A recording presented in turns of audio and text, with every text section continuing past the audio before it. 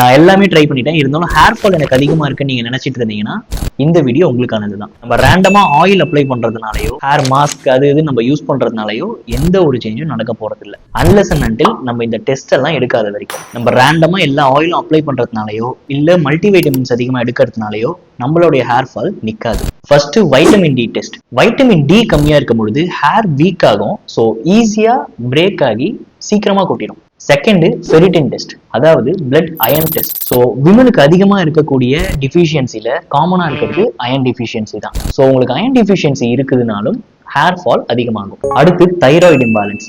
Thyroid வந்து அதிகமா இருந்தாலும் சரி கம்மியா இருந்தாலும் சரி ஹேர் ஃபால் கண்டிப்பா ஆகும். இன்ஃபேக்ட் ஐப்ரோ ஹேர் லைன் கூட தின்னாக சான்சஸ் இருக்கு. அண்ட் மேல் பேட்டர்ன் பேட்னஸ்னு சொல்லுவாங்க. இந்த இமேஜஸ்ல வர மாதிரி உங்களுக்கு பால்னஸ் இருந்துச்சுன்னா இது முழுக்க முழுக்க ஹார்மோன் ரிலேட்டட் தான். ஃபர்ஸ்ட் உங்களுக்கு என்ன பிரச்சனைன்னு தெரிஞ்சுக்கிட்டு அதுக்கேற்ற மாதிரி நீங்க அப்ரோச் பண்ணீங்கன்னா ரிசல்ட்ஸ் உங்களுக்கு சீக்கிரமே கிடைக்கும், ஹேர் ஃபாலும் ஸ்டாப் ஆகும். இந்த கண்டென்ட் பிடிச்சிருந்துச்சுன்னா வீடியோ லைக் பண்ணிட்டு சேனலை சப்ஸ்கிரைப் பண்ணிக்கோங்க.